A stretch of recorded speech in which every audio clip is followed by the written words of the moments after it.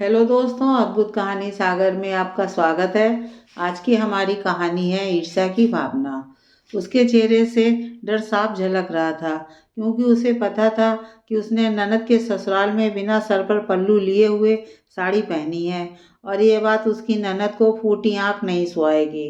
वो तो फिर रिश्तेदारों का भी लिहाज नहीं करेगी, सबके सामने उसकी बखिया उधेड़ कर रख देगी।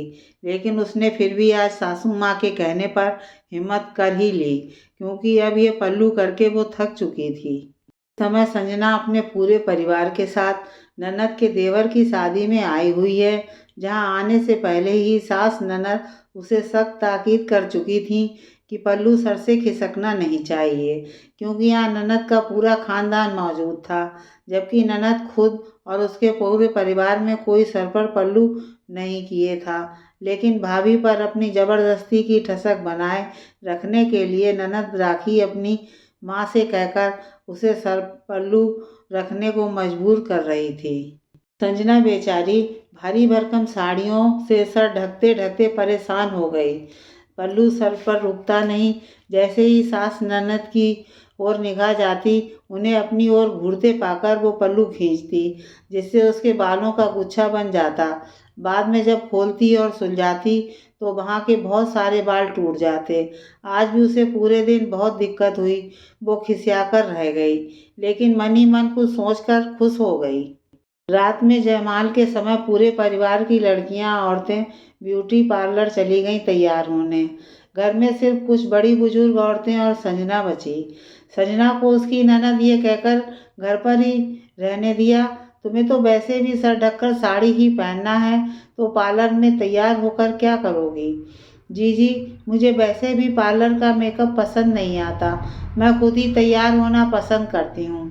कहने को तो कह दिया, लेकिन संजना को उसकी बातें बुरी तरह चुभ गईं। उसने जयमाल के लिए पहले अपनी सासू माँ को अच्छी तरह तैयार किया। जब वो सर पर पल्ला रखने लगी तो संजना ने उन्हें टोक दिया, माँ जी, आज मेरे कहने से सर मत ढकिए। बार बार पल्लू खींचने में आपके सारे बाल खराब हो जाते हैं, जो फोटो में बिल्कुल अच्छे नहीं लगते। मेरी बात अलग है, मैं बहू हूँ, लेकिन आप तो बड़ी हैं, तो आपको ये सब करने की कोई ज़रूरत नहीं है।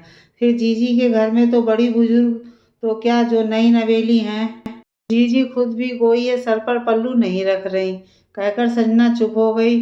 उसे लगा कि शायद सासू माँ नाराज होंगी, लेकिन उन्हें भी संजना की बात सही लगी।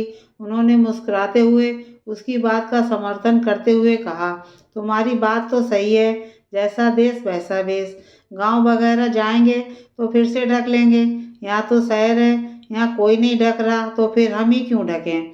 तुम भी आज खुले पल्लू में साड़ी पहनना, जैसी तुम्हें पसंद है, क्योंकि सर ढकने के चक्कर में कभी पहन नहीं पाती हो।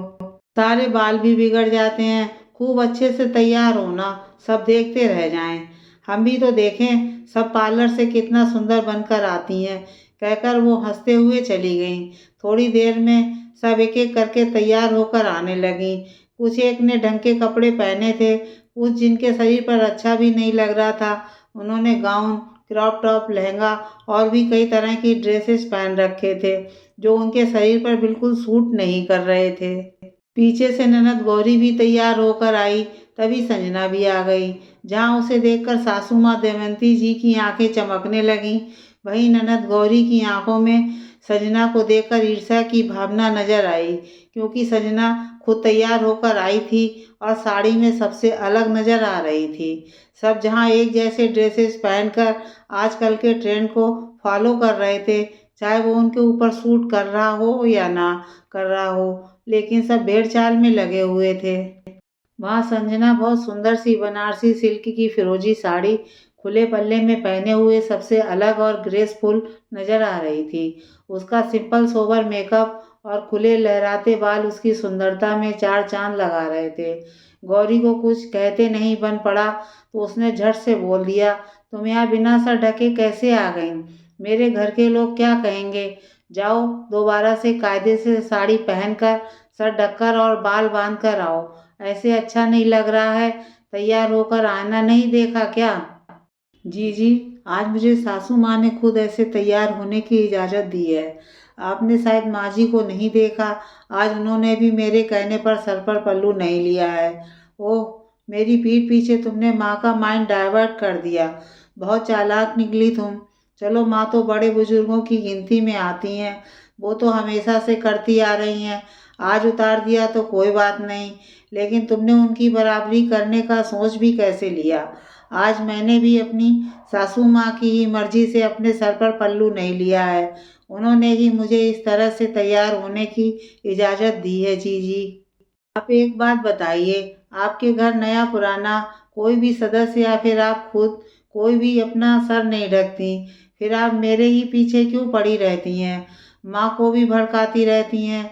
फिलहाल आपका आदेश सासू माँ के आदेश से बढ़कर नहीं है मेरे लिए, इसलिए मैं जैसा तैयार हूँ वैसी ही अच्छी लग रही हूँ और आपके कहने से मैं कुछ बदलाव नहीं कर रही। संजना ने अपनी ननद गौरी को साफ शब्दों में कह दिया। अब तो गौरी छटपटाकर कुछ और कहने जा ही रही थी, तब तक दमयंती जी भी संजना को ढूंढते हुए आ गई और गौरी और संजना की कुछ बातें उनके कानों में भी पड़ गईं, जिसे सुनकर उन्होंने अंदाजा लगा लिया कि सर ढकने को ही लेकर बहसबाजी चल रही है। गौरी, मेरी बहू पर हुक्म चलाना बंद करो। आज तक तुम मेरे कान भरकर उसके खिलाफ भड़काती रही, लेकिन आज सबको देखकर सब समझ में आ गया। इंसान को दूसरे को वही बात करने के लिए बोलना चाहिए जब वो खुद उस बात का अनुसरण कर रहा हो। मेरी बहू सर ढकने को मना नहीं कर रही, बस ऐसे शादी ब्याह के मौक़ों पर वो भी सबकी तरह खुलकर तैयार होकर एंजॉय करना चाहती है, तो मुझे तो उसमें कोई बुराई नज़र नहीं आ रही। तुम बेकार ही हमेशा उसके पीछे पड़ी रहती हो। तुम अपना देखो, मैं उसे देख लूँगी और फिलहाल यहाँ मौजूद सभी लोगों में मेरी बहू सबसे अलग और खूबसूरत लग रही है। उसने भेड़-चाल का अनुसरण ना करके अपनी भारतीय संस्कृति के अनुसार साड़ी पहनी, वो मुझे बहुत अच्छा लगा। वो भी चाहती तो जिद करके अपने लिए ऐसी कोई ड्रेस ले सकती थी, लेकिन उसने मेरी मर्जी देखते हुए कुछ नहीं कहा और साड़ी पहनी और बहुत अच्छी तरह पहनी। वो खुश है, मैं खुश। इसलिए अब तुम भी खुश हो जाओ और भाभी पर ज़रूरत से ज़्यादा ध्यान देने की बजाय अपने आप पर, अपने घर पर ध्यान दो, तो ज़्यादा अच्छा रहेगा। अपनी बहू का ध्यान मैं खुद रख लूँगी। यह कहकर सासू माँ संजना का हाथ पकड़कर बाहर निकल गईं। आज संजना का दिल सासू माँ के लिए सम्मान और प्यार से भर गया। वहीं ननद गौरी के लिए उसका मन बल्लियों उछल रहा था। जबरदस्ती की हनक बनाने के चक्कर में मुँह खा गई। वो भी अपनी ही माँ से, यह सोचते हुए उसके चेहरे पर मुस्कुराहट आई और वो शादी की मौज मस्ती में व्यस्त होकर दनादन फोटो क्लिक करवाने लगी।